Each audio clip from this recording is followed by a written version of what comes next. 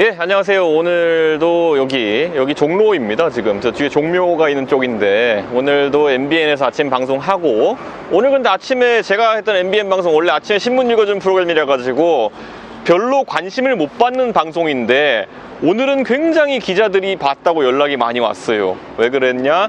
저랑 고정 출연하는 분이 바로 제 친한 형님 중에 하나죠. 현근택 변호사이기 때문인데요. 예, 현근택 변호사가 이번에 추미애 장관 그 아들 문제 관련해서 변호인으로 선임되어 가지고 뭐 언론 대응도 하고 법적인 이런 조언도 하는 것 같은데, 저와 친분 관계가 있는 그 현근택 변호사인 만큼 제가 뭐 굉장히 조심스럽게 이런 것들을 막 물어보고 이렇게 합니다.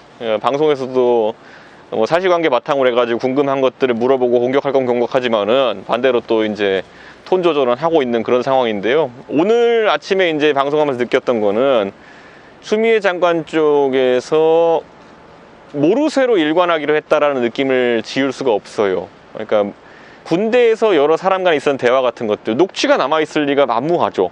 그렇기 때문에 녹취가 있느냐 이런 식으로 뭐 묻는 건 아니지만은 그래도 아니다라고 우선 하면 저희가 반대로 입증하기 굉장히 어려운 상황이거든요. 자, 가장 대표적으로 이런 거예요. 추미애 장관 그 논란 중에 이제 아들 논란 중에 자대 배치 논란이 있거든요. 그러니까 카투사라는 것이 보면은 뭐 용산에 용투사도 있고, 옛날 동두천 뭐 의정부 이런 곳에 전투부대성 부대에 이제 가는 경우도 있고, 뭐 아니면 뭐 평택이나 아니면 대구의 헌병 이런 데도 있고 막 이랬는데, 이번에 그 나왔던 얘기는 교육 수료식 날 자대 배치를 좋은 곳으로, 그러니까 소위 용투사죠. 용투사로 배치받을 수 있게 해달라는 청탁을 한 거 아니냐 이런 식의 의혹이 제기가 됐는데, 그걸 이제 국방부 대령이 이제 이야기를 했잖아요. 대령 출신 이제 전역하신 분이죠. 근데 이분을 고소했어요. 어제 현근택 변호사가 고소장 들고 가가지고 고소를 했는데, 그 고소의 죄목이 뭐냐 했더니만은 명예훼손인데, 추미애 장관 남편과 시어머니 등에게 40분 동안 그러면 청탁하지 말라고 앞에 세워놓고 교육했다라는 취지로 말해가지고, 그게 무슨 뭐 개별적으로 교육한 것처럼 혼란을 주게 해가지고 명예훼손했다 이런 거거든요. 제가 봤을 때 말이 안 되는 게 뭐냐면은, 추미애 장관 가족, 특히 그 시어머니가 그 자리에 참석한 사실을 대령이 어떻게 알았을까? 그러니까 보통 우리가 어떤 뭐 수료식이나 아니면 대학교 졸업식이나 아니면 뭐 어디를 간다 하더라도 수백 명의 어쨌든 가족이 와 있는데, 그 중에서 딱 얼굴만 보고 대령이 저 90노인분은 추미애 장관의 시어머니군 이라고 알 수 있는 방법이 없잖아요.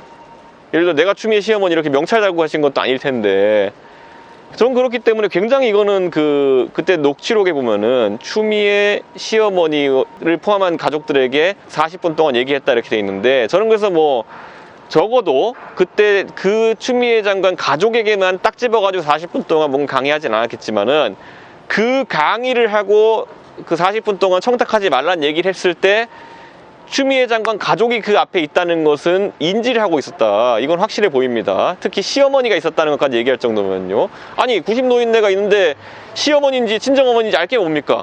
네, 근데 시어머니라고 정확히 얘기한 거 보면은, 저는 그래서 오늘 이제 저랑 같이 방송했던 현근택 변호사 같은 경우에는, 원래 군이라는 곳이 고관 대작집이나 이런 집 같은 경우에는 미리 다 오는 사람들 인적사항을 파악한다 그랬는데, 저는 그것도 추미애 장관 아들의 뭐 그런 행사였기 때문에 추미애 장관 내외가 왔다 정도까지는 뭐 제가 봤을 때는 사전에 파악할 수 있겠지만은, 90 넘은 시어머니, 90 시어머니가 왔다라고 하는 것은 저는 그 자리에서 사적인 대화가 있었을 가능성이 존재한다, 저는 이렇게 봅니다. 먼저 예를 들어 그 대령에게 그 가족이 가가지고 저희가 추미애 장관 가족입니다 라고 얘기했다든지 뭐 이런 개연성이 충분히 있는 거거든요. 그렇기 때문에 저는 이런 부분에 대해 가지고 너무 추미애 장관 쪽에서 증거가 없다는 이유만으로, 뭐 대화했다는 증거가 없다, 있을 수가 없죠. 있을 수 없다는 이유만으로 거기에 대해 가지고 부인을 한다든지 이렇게 나오는 거는 저는 굉장히 좀 위험하다, 저는 이렇게 보는 거죠. 그래서 앞으로 그것도 한번 지켜봐야 될 것 같아요. 저는 오늘 그래서 그거 굉장히 집요하게 물었어요. 시어머니인 거를 도대체 어떻게 알았느냐, 그거 앞으로 여러분이 많이 살펴봐야 되는 부분이다 이거고요. 제가 최근에 우리 당의 이제 국방위 소속 의원님들하고 이제 간혹가다 얘기를 해보면은, 그 추미애 장관 아들이 그 당시에 이제 의정부에 복무했을 때 후임 사병이나 동기 사병들 중에서 굉장히 제보를 하고 싶어 하는 분들이 많은 것 같아요. 뭐 이분들이 만약 국회에서 어떤 조사나 이런 것들 아니면 청문회 같은 걸 한다면은 와가지고 증인으로서 진술할 의향이 있다라고 이제 얘기했는데, 자, 이분들은 그러니까 국회에서 와서 증인으로 진술하겠다는 거는 자기 실명하고 현재 자기 뭐 어떤 직업을 하고 있든지 간에 자기 실명하고 다 까고 이제 증언하겠다는 거거든요. 이건 굉장히 열받은 거예요. 그에 반해서 녹화는 이 시점 어제자로 김어준 씨가 이제 자기 프로에서 익명의 카투사 출신 병사를 이제 인터뷰하면서 뭐 그런 일은 비일비재했다 이런 식으로 얘기하거든요. 그 앞으로 언론의 양태에 대해 가지고 언론인 TBS에서 저는 언제부터 이렇게 시사를 많이 다뤘는지 아마 아실 겁니다. 이번 정부 들어 시사를 너무 많이 다루는데 TBS에서 저는 이런 식으로 그 자꾸 방송을 하면 안 된다, 저는 이렇게 봅니다.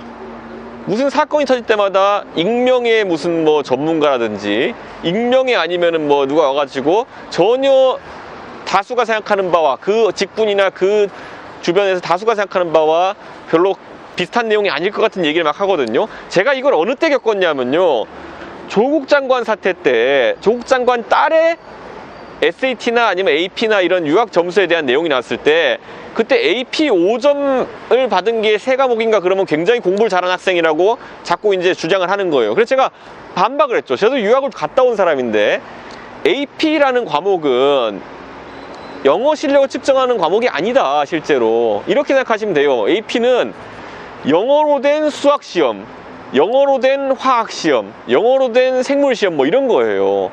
그렇기 때문에 거기서 고득점을 받기 위해서는 그 영어 실력보다는 그 과목에 대해 가지고 기본 지식을 많이 아는 게 중요한 거거든요. 근데 보통은 그 미국의 AP 시험이라는 것의 수준이라는 것이 그렇게 높지가 않아요. 그 요구하는 지적 수준이라는 것이. 그렇기 때문에 한국 학생들이 가가지고 AP 시험에서 5점 받는 거는 그렇게 어렵지 않거든요. SAT2라는 과목도 그래요. SAT2도 이제 보면은 우리로 따지면은 사회탐구, 과학탐구 이런 거 비슷한 영역인데 생물, 물리 이런 거 봐가지고 한국 유학생들 거의 대부분 다 만점 받아요. 그러니까 그게 결코 그 영어를 잘한다의 그런 어떤 그걸 방증하는 자료가 아니거든요.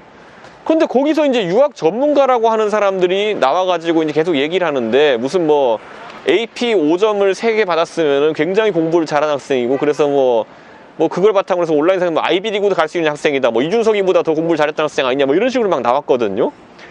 저랑 제 주변에 유학을 갔던 그리고 준비했던 모든 사람들은 보면서 웃었어요. 그런데 대다수의 그런 유학 방식을 잘 모르는 대중한테는 그런 식으로 계속 선동을 했던 거죠. 나중에 그런데 백혜련 의원이 이제 청문회 과정에서 SAT 점수랑 이런 거 토플 점수 같은 걸 본인이 까서 공개했거든요. 보니까 아이비리그 유학 가려고 하는 사람 입장에서는 형편없는 점수가 나왔다. 이렇게 저는 그때 얘기했었거든요. 그러니까 이 문재인 정부에서 소위 어용 언론인이라고 이제 비판을 받기도 하는 분들이 보통 어떻게 하냐면은 굉장히 대중 다수가 모르는 영역에 있어가지고는 진짜 전문가인지 아니면 얼마나 권위 있는 분들이 모르는지 모르겠지만 이런 사람들 데리고 와가지고 익명 증언을 시키든지 아니면은 전혀 사실관계가 다른 식으로 아니면 전혀 그 일반적인 생각과 다른 생각으로 인터뷰를 하게 만드는 거예요. 그걸 바탕으로 해가지고 소위 말하는 온라인상의 대깨문이라고 하는 사람들은 가가지고 박수치면서 야 역시 우리 조국 장관이 옳았지, 검찰개혁을 막기 위한 공격이다. 추미애 장관이 무슨 잘못했느냐, 검찰개혁을 막기 위한 검사들의 공격이다.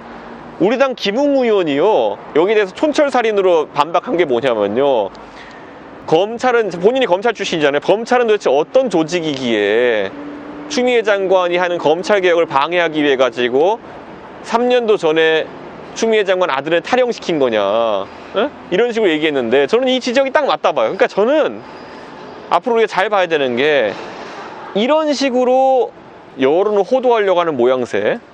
저는 예전에 이제 괴벨스라는 사람이, 나치의 괴벨스라는 사람이 얼마나 이 선동을 하기 위해 가지고 선동 기술에 대해서 열변을 토했는지 다들 아실 겁니다.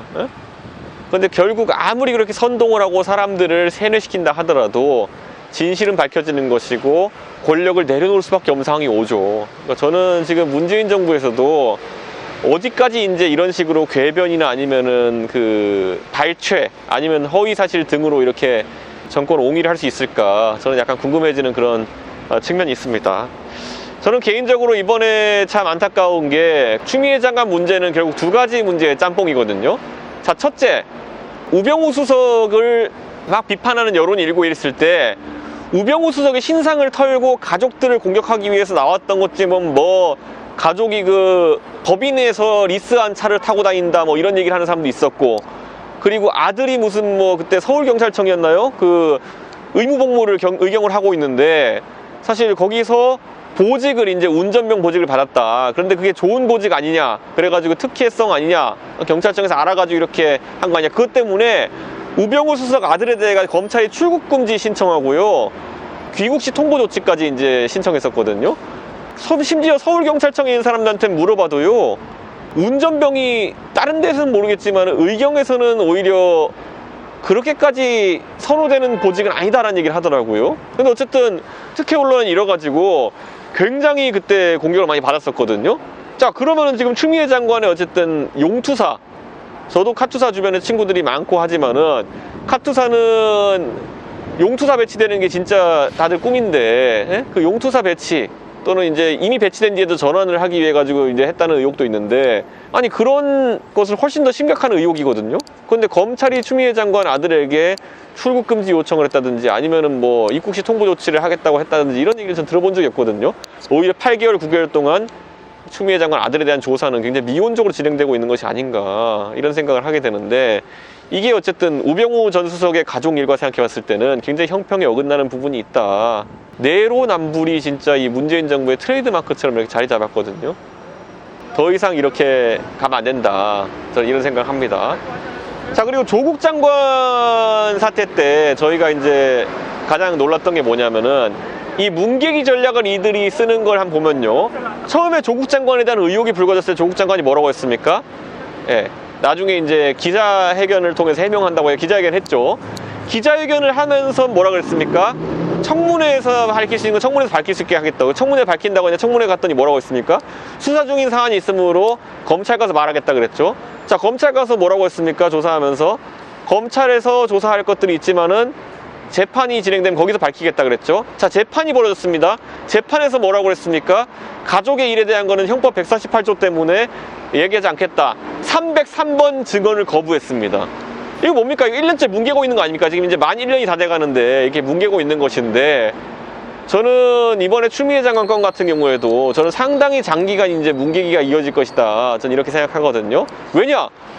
이번에 그 밝혀진 거 동부지검에 가가지고 그 당직사병 조사받으니까 했다는 말이, 혹시 네가 그러면은 그런 군 행정상의 그런 어떤 문제가 있었던 것들에 서류를 가지고 있느냐? 아니, 군대 전역한 친구가 무슨 서류를 들고 있겠습니까? 그리고 그 서류를 들고 나왔으면 그건 오히려 유출이지, 그거는. 그러니까 그런 식으로 검찰 조사를 했는데 당연히 8개월 동안 성과가 안 나는 게 당연하죠.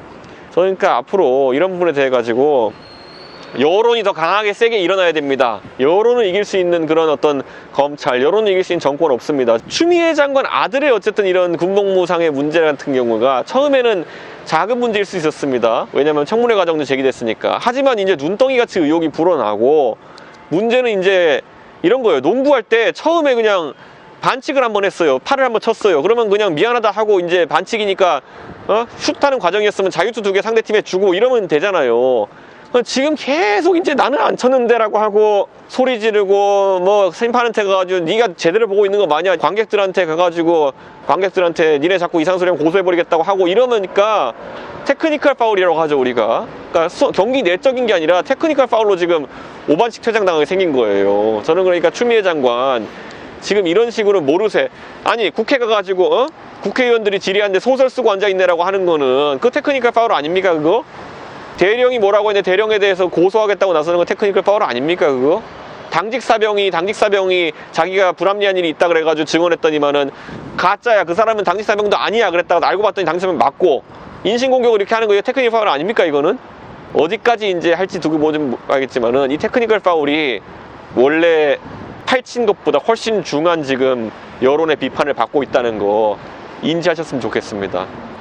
이거 외에도 저는 이번 주에 가장 황당한 일이 있었던 건 뭐냐면 윤영찬 의원이 네이버 임원 출신이죠. 동아일보 기자하다가 이제 네이버에 임원하면서 갔는데 카카오에서 주호영 원내대표 연설 관련 기사를 탑에 띄우니까 카카오가 이러면 안 된다고 항의하겠다는 취지로 카카오 들어오라고 하세요 이랬거든요. 대관 업무 관계자 들어오라고 하라는 거 했다는 건데, 카카오랑 네이버는 본인들의 뉴스 편집은 AI로 하기 때문에 사람이 개입하지 않는다 이렇게 해명했죠. 맞는 말이겠죠. 그런데 문제는 제가 컴퓨터공학도로서 얘기하자면은 AI는 정확히 무엇에 최적화할지를 설계하고 지목해야 됩니다. 알파고라는 어떤 AI를 기반한 어떤 그 바둑 두는 게 있었죠. 알파고는 뭐에 최적화된 거냐면은 수단과 방법을 가리지 않고 이겨라예요. 알파고는 거기에 최적화해가지고 AI가 발달한 거예요. 인공지능이. 자, 그러면은 네이버의 뉴스나 아니면 카카오 뉴스 편집 그 제목이라든지 배치나 이런 것들은 어떤 식의 AI 또는 알고리즘에 의해 가지고 돌아갈까요? 조회수를 늘리고 수익을 극대화해라라는 거겠죠. 조회수 클릭할 때마다 광고비가 산정이 될 테니까. 자, 그렇다면은 이 AI의 어쨌든 그 최적화 목표를 어떻게 설정하냐에 따라 가지고 결과물이 완전 다르게 나올 수 있는 거예요. 카카오에서 자, 지금이야 수익 극대화로 돼 있을지 모르겠죠. 그런데 만약에 거기다가 AI 짜는 사람이 너무 짜증나가지고 윤영찬 의원이 계속 불러대니까 짜증난다. 윤영찬 의원이 항의하지 않을 만한 기사들을 올리면서 수익을 극대화해라 라고 하면은 완전 다른 결과가 나오는 거예요. 그러니까 저는 윤영찬 의원이 그렇게 압박을 했다는 거 언론사의 편집권 침해일 수 있는 거거든요. 네이버나 카카오도 이제 언론사로 등록을 보통 하는데 언론의 편집 기능을 이제 침해하려고 하는 거 보도 통제에 가깝습니다. 예전에 이정현 수석이 본인이 그 당시에 세월호 보도 관련해가지고 너무 자극적인 내용만 나가지 않게 해달라고 그 당시 KBS 보도국장한테 연락해가지고 했던 것들. 자, 이정현 수석 같은 경우에는요, 들어오세요 이런 것도 아니야. 전화로 해가지고 애절한 톤으로 얘기했죠. 아이고, 나 이번에 한 번만 살려달라고. 대통령이 이거 안 좋은 기사 보시면은 굉장히 나한테 책망할 텐데 나 한 번만 살려달라 이런 부탁을 했었거든요. 그런데도 그것도 부적절하다고 법원은 판단해가지고 재판 가고 이랬던 거거든요. 그에 비하면 윤영찬 의원 같은 경우에는 굉장히 속된 말로 이거 표준어입니다. 조지다.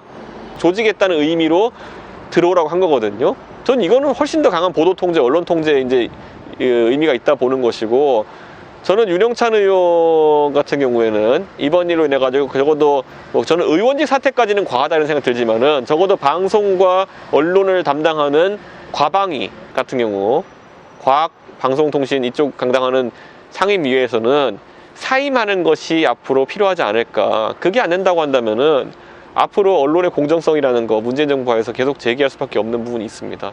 문재인 정부 최근에 사고가 너무 많이 터지다 보니까 앞으로 뭐 더 터지겠지만은 요즘 이제 막가파식으로 가는 것 같아가 두렵고요.